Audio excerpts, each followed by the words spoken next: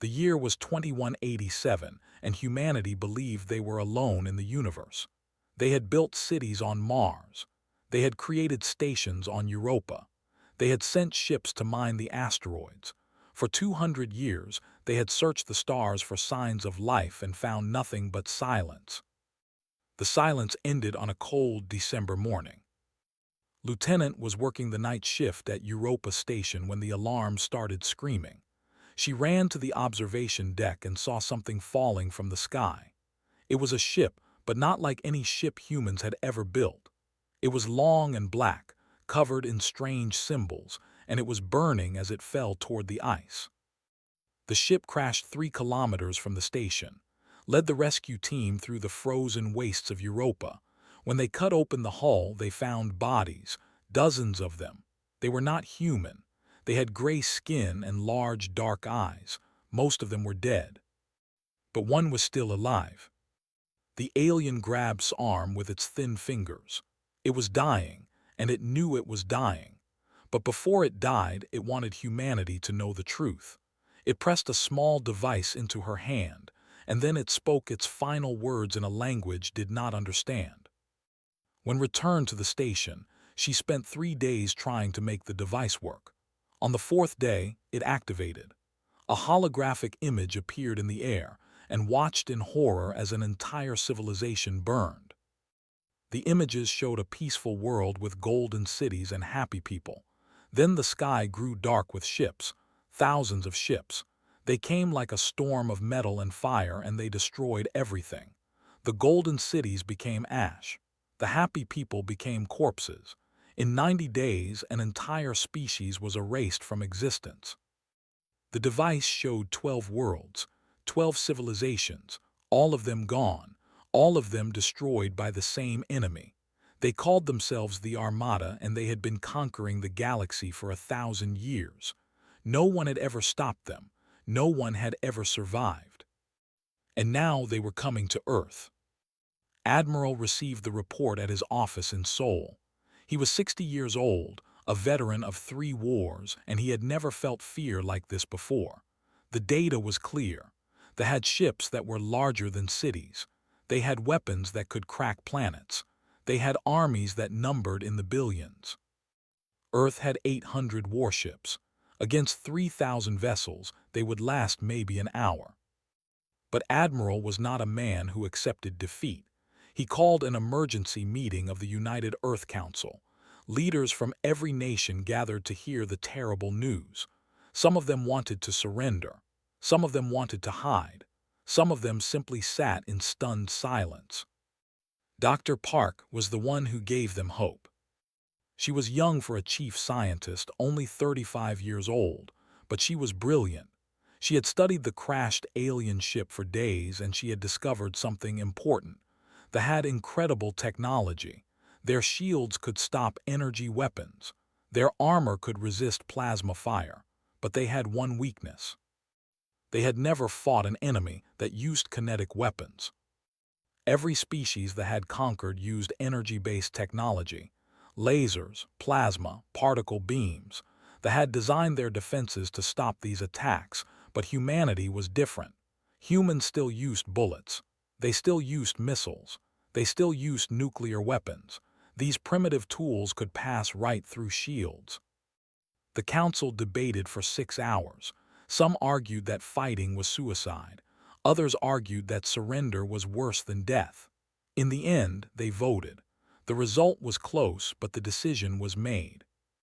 Earth would fight. Admiral was appointed supreme commander of all human forces. He had 1 month to prepare for the arrival of the Armada. It was not enough time. Nothing would be enough time, but he would use every second he had. Captain was flying patrol near Jupiter when she received the news. She was the best pilot in the fleet, a woman who had never lost a dogfight. When she heard about the coming invasion, she did not feel fear. She felt anger. These aliens thought they could destroy her world. They thought they could kill her family. She would show them what a human pilot could do. General Wu Jin was on Mars, training new soldiers. He was an old warrior, a man who had fought in the Korean reunification war 30 years ago. He knew what war really meant. He knew the cost of battle. But he also knew that some things were worth dying for. Lieutenant worked day and night to decode the language. She learned their words. She learned their commands. She learned their secrets. Every piece of information could save lives. Every translation could change the course of the war. The Armada arrived on January 15th. 3,000 ships appeared at the edge of the solar system. Each one was massive, a floating fortress of metal and weapons. At the center of the fleet was the flagship, a vessel so large it had its own gravity.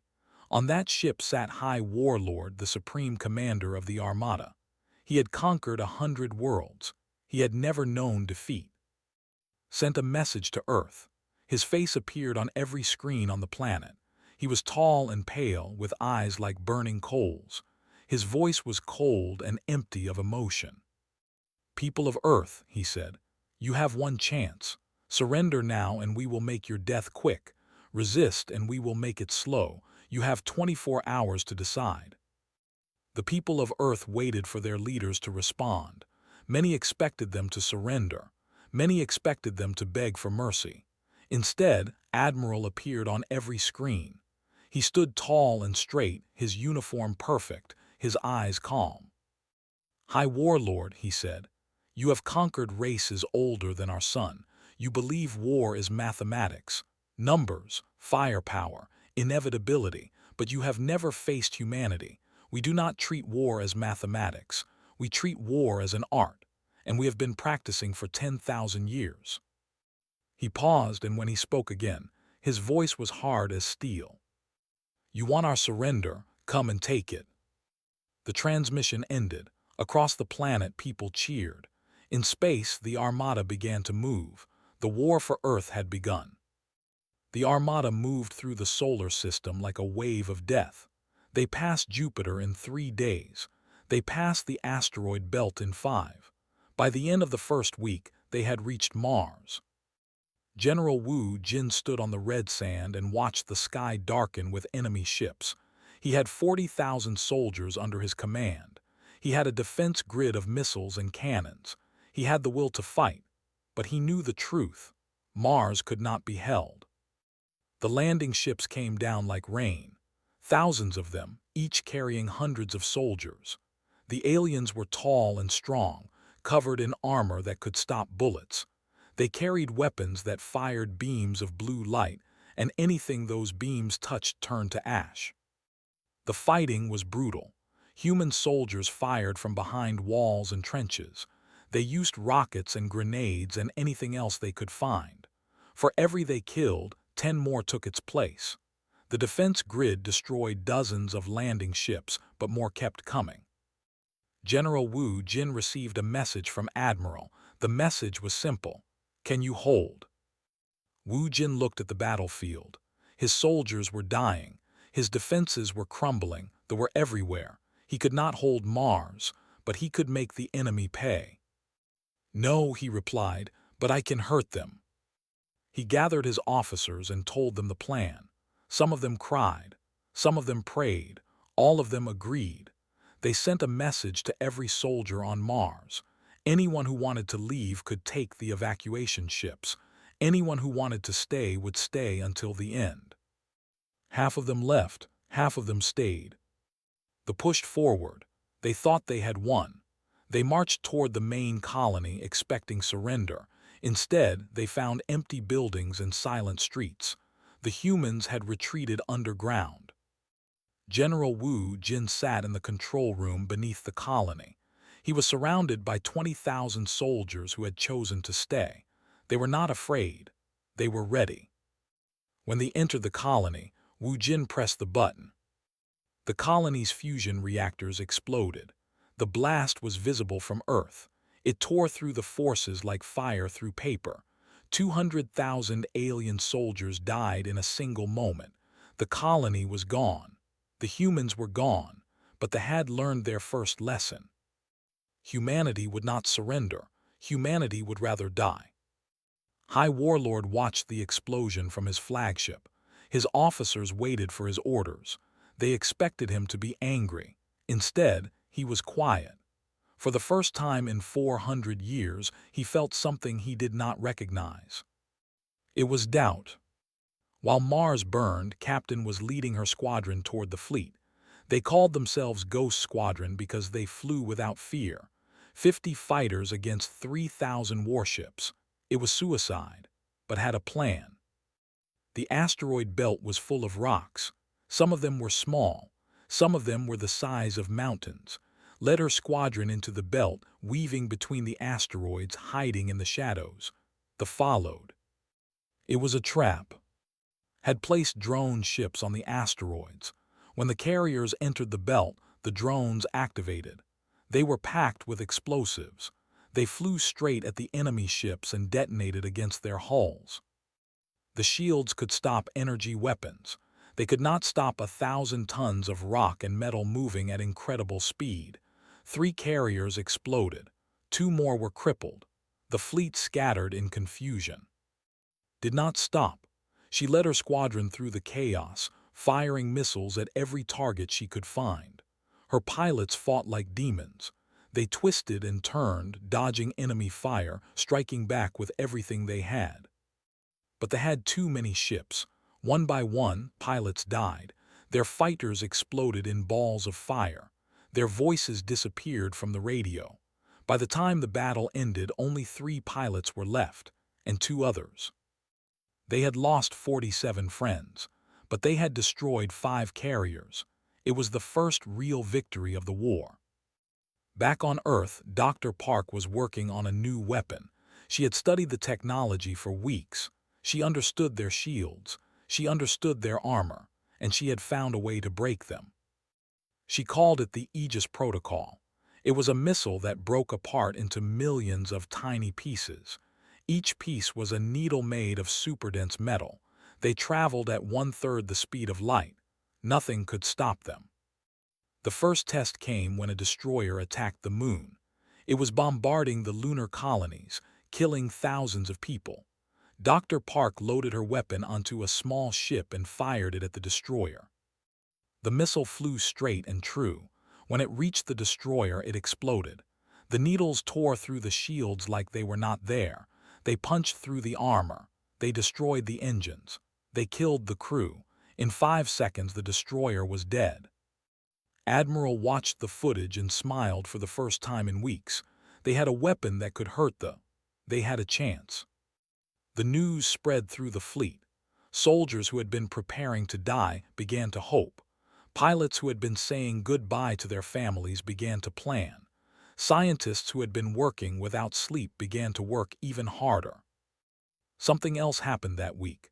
Ships began arriving from across the galaxy. They were not ships, they were survivors. Refugees from the 12 worlds the Armada had destroyed, though with their gray skin and sad eyes.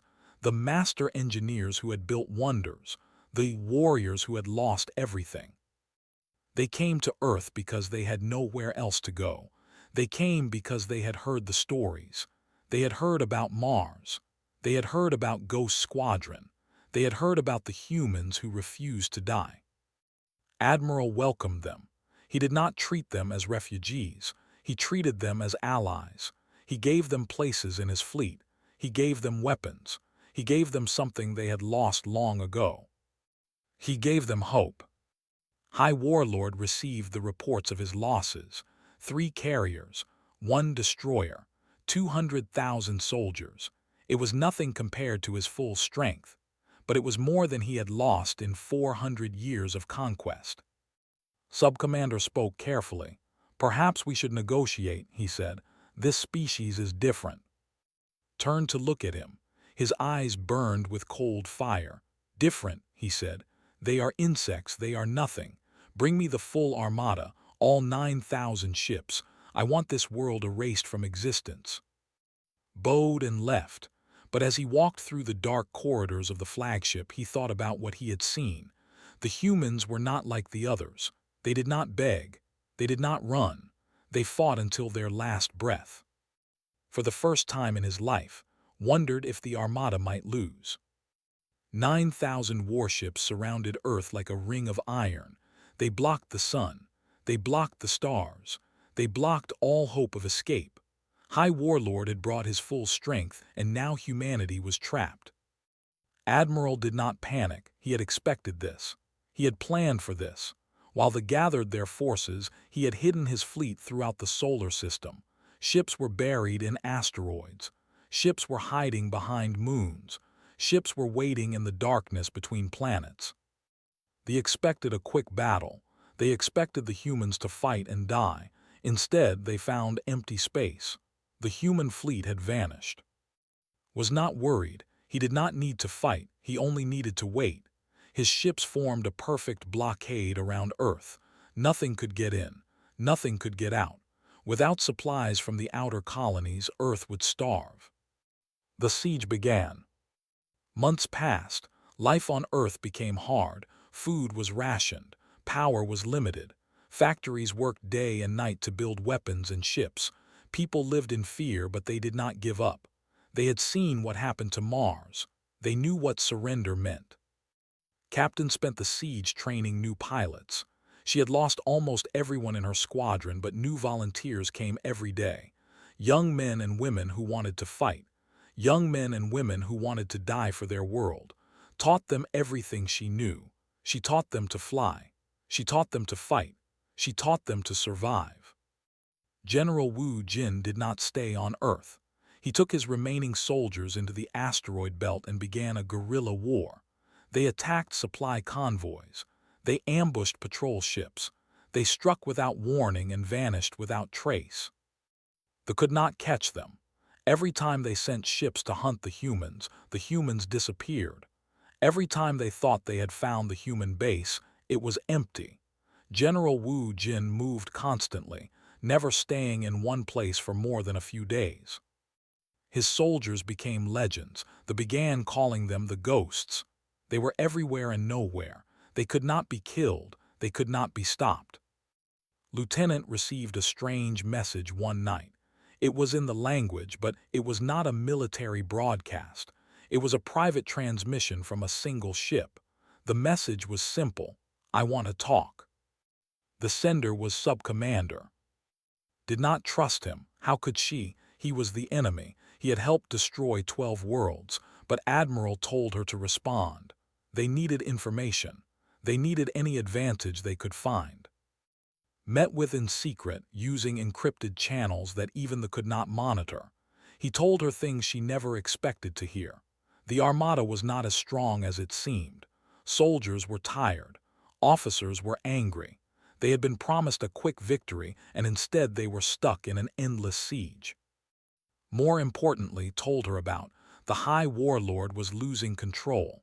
He had never faced an enemy like humanity. He had never been forced to wait. His officers were beginning to question him. His soldiers were beginning to doubt. "Why are you telling me this?" asked. Was quiet for a long moment. "Because I am tired of conquest," he said. "Because I have seen too many worlds burn. Because I believe your species might be the one that finally ends this." Reported everything to Admiral. The Admiral listened carefully. He did not smile. He did not celebrate. He simply nodded and began to plan.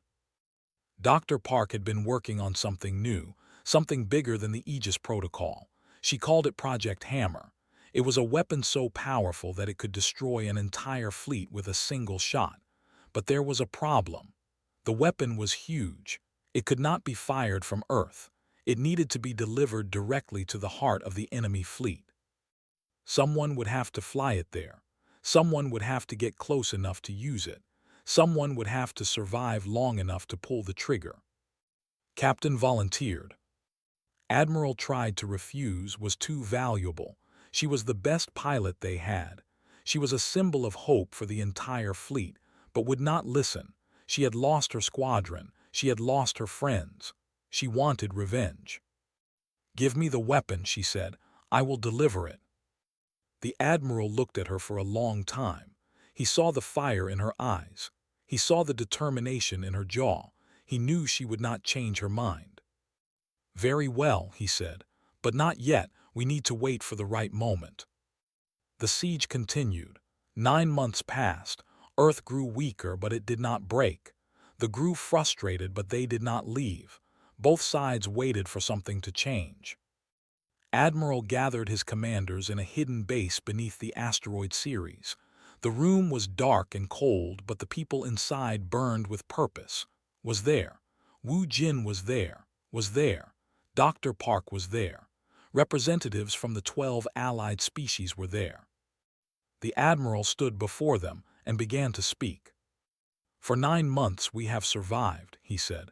"We have hidden, we have fought, we have bled, but we have not broken. They expected us to fall in days. Instead, we have lasted almost a year."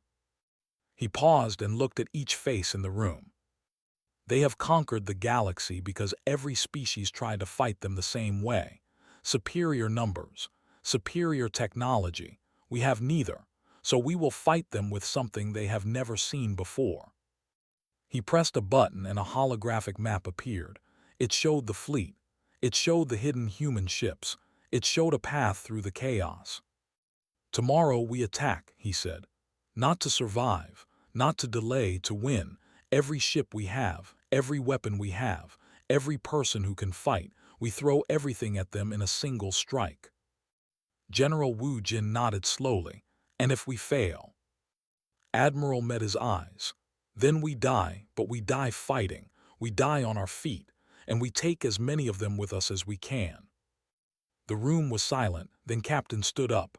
"I am ready," she said. One by one the others stood. The representative, the chief engineer, the war leader, General Wu Jin, Lieutenant Dr. Park, all of them stood. Admiral looked at them with pride in his eyes.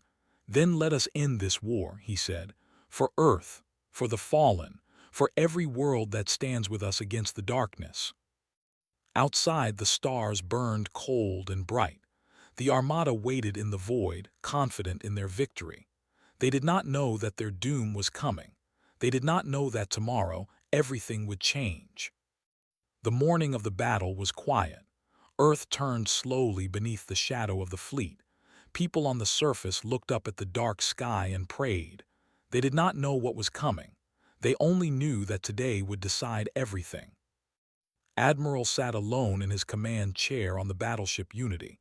He was calm. He had done everything he could. Now it was time to see if it was enough. "Begin," he said. 200 ships launched from hidden positions throughout the asteroid belt. They flew straight at the center of the fleet. It was a suicide attack. Everyone knew it. They knew it too. High Warlord watched the human ships approach and laughed. "Fools," he said. "They throw their lives away for nothing." He ordered his ships to engage. Hundreds of vessels moved to intercept the attackers. But something was wrong. The human ships were not firing. They were not maneuvering. They were flying in perfect straight lines like arrows aimed at the heart of the enemy. Sub-Commander realized the truth first. "Those are not manned ships," he shouted. "They are drones." It was too late. The drone ships reached the formation and exploded. Each one carried a nuclear warhead. Each one released a storm of kinetic needles. 400 vessels were destroyed in the first minute. The fleet formation shattered like broken glass. High Warlord screamed with rage. "All ships, attack pattern Delta, crush them." But the real attack was just beginning. Captain led 50 stealth ships through the chaos. They were small and fast, painted black, invisible to sensors. Each ship carried a piece of Project Hammer. Together, they had enough power to kill a star. Flew through explosions and debris. Ships burned around her. Human ships died beside her. She did not stop. She did not slow down. Her eyes were fixed on one target, the flagship. "Stay close," she told her pilots. "No matter what happens, stay close." They flew through walls of fire. They dodged beams of energy. They weaved between dying ships. One by one, pilots fell. Their screams filled the radio. Their deaths lit up the darkness. Kept flying. Behind her, the main battle had begun. Admiral led the human fleet out of hiding. 800 ships against 8,000. It should have been impossible, but they were confused. Their formation was broken. Their commander was angry instead of calm. General Wu Jin launched his assault ships at the crippled carriers. His soldiers boarded the enemy vessels and fought hand to hand. They used rifles and grenades and knives. They fought in corridors and engine rooms and command centers. They died by the hundreds, but they kept coming. They had never faced enemies who would rather die than retreat. They had never fought soldiers who smiled as they pulled the trigger on their last grenade. They began to fear. Then the Allied fleet appeared. Ships from 12 conquered worlds emerged from the darkness. They brought their science vessels, modified to carry human weapons. They brought their engineering ships, rebuilt as battle cruisers. They brought their ancient warships, hungry for revenge. Sub-Commander turned his own ships against the Armada. His crew followed him without question. They had seen enough death. They had caused enough suffering. Today, they would fight for the right side. The fleet was surrounded. They fought back with all their strength. Thousands of ships fired at thousands of targets. The space around Earth became a storm of light and fire. Captain was close now. She could see the flagship ahead. It was massive, larger than a city, covered in weapons. It was the heart of the Armada. If she could destroy it, the war would be over. A fighter appeared from nowhere. It fired its ship. The blast tore through her hull. Alarms screamed. Fire erupted. Her ship was dying. Screw ran to the escape pods. "Captain, we have to go." "Go," said, "I will finish this." "Captain." "That is an order. Go now." They left, was alone. Her ship was burning. Her controls were failing, but she could still fly. She could still reach the target. She opened a channel to all frequencies. Every ship in the battle could hear her. Every soldier, every pilot, every alien, every human. "My name is," she said, "remember it." She flew straight at the flagship. Weapons fired at her. Her ship shook and broke apart around her. She did not stop. She could not stop. Project Hammer armed itself. The weapon was ready. All she had to do was get close enough. High Warlord saw the tiny ship coming. He saw the weapon it carried. For the first time in 400 years, he felt fear. "Destroy that ship," he screamed. But it was too late. His burning ship slammed into the flagship's hull. In the last moment of her life, she pressed the button. Project Hammer detonated. The explosion was blinding. It tore through the flagship like paper. It spread to the ships around it. It created a chain reaction that destroyed everything within 1,000 kilometers. High Warlord died without ever understanding how he had lost. He died believing he was invincible. He died wrong. Admiral saw the explosion and gave the order. All ships attack, no mercy, no retreat. The human fleet surged forward. The Allied fleet charged beside them. The leaderless and afraid began to break. Some tried to fight. Some tried to run. None of them succeeded. General Wu Jin captured 3 carriers. His soldiers raised human flags over alien ships. Lieutenant coordinated the attack, translating communications, finding weaknesses, guiding strikes. By the time the sun rose over Earth, 6,000 ships had been destroyed or captured. The rest were fleeing toward the edge of the solar system. The battle was over. Humanity had won. Captain's escape pod was found drifting through the wreckage. She was alive, barely. Her body was broken. Her ship was gone. But through the viewport of her tiny pod, she could see the fleet scattering toward the stars. She smiled through cracked and bleeding lips. Her voice was a whisper, but the words were clear. "We won." Across the solar system, humans and aliens alike heard the news. They cheered. They cried. They held each other and prayed. The nightmare was over. The enemy was defeated. Admiral stood on the bridge of his battered ship and looked at the stars. Behind him, his crew celebrated. Around him, ships burned and died. But ahead, he could see the sun rising over Earth. They had done the impossible. They had beaten the unbeatable. And now, everything would change. 1 year had passed since the Battle of Saul. The scars of war still marked the solar system. Broken ships drifted through the void. Ruined stations hung silent in orbit. Mars was still a graveyard, its red surface marked by the blast that had killed 200,000 soldiers. But Earth was healing. Cities that had been dark during the siege now glowed with light. Factories that had built weapons now built homes. People who had lived in fear now walked freely under open skies. Admiral stood at the window of his office in Seoul and watched the sun set. He was tired. The war had taken everything from him: his youth, his friends, his faith in easy victories, but it had also given him something. It had given him the knowledge that humanity could face the darkness and survive. The Armada was broken. Without High Warlord, their empire had fractured into a dozen warring factions. They fought each other for power and territory. They had no time to threaten Earth. Better still, the worlds they had conquered were rising up. The news came every day. A colony here, a planet there. Species that had been slaves for centuries were finally breaking their chains. The age of domination was ending. General Wu Jin had been appointed governor of the liberated territories. It was a hard job. The survivors of 12 worlds needed food, shelter, medicine, hope. Many of them had never known freedom. They did not know how to live without masters. But Wu Jin was patient. He had spent his whole life protecting people. He would spend the rest of it helping them rebuild. Dr. Park had become the most famous scientist in the galaxy. Her weapons had won the war. Her technology had changed everything. But she did not want fame. She wanted to make sure no one ever had to face what humanity had faced. She shared her knowledge with every species that asked. The Aegis Protocol, Project Hammer, everything. She believed that the only way to prevent future wars was to make sure everyone could defend themselves. Knowledge should not be owned, she said. It should be shared. Lieutenant became Earth's first ambassador to the Galactic Assembly.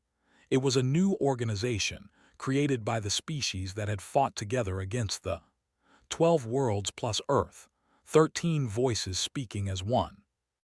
Was young for such an important job, but she had proven herself during the war. She had decoded the language. She had communicated with Sub-Commander. She had helped coordinate the final battle. The Assembly trusted her. Sub-Commander was given asylum on Earth. Many people hated him. He had been part of the force that destroyed 12 civilizations. He had helped kill billions of innocent people. But he had also turned against his own kind. He had helped humanity win. Admiral believed in second chances. He believed that people could change. He gave a new purpose, helping to rebuild society as a peaceful civilization. It would take generations. They had been conquerors for 1,000 years. They did not know how to be anything else, but was willing to try. He owed that much to the dead. Captain woke up after 7 months in medical stasis. Her body had been shattered in the final battle. Doctors had rebuilt her bones. Scientists had her organs. When she finally opened her eyes, she did not know where she was. "Welcome back," said a familiar voice.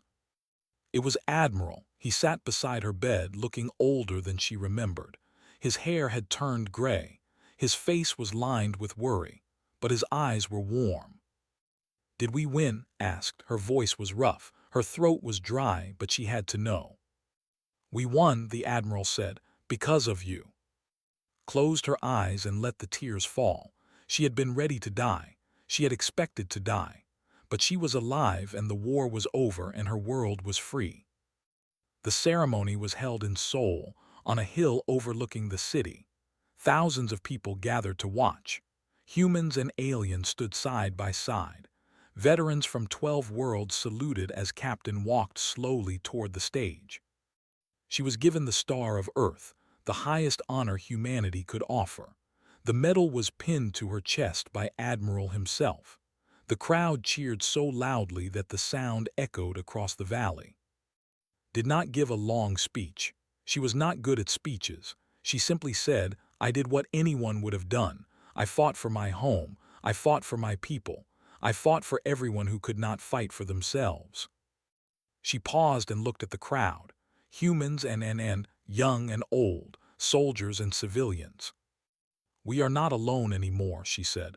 "We have friends, we have family, we have each other, and together we can face anything."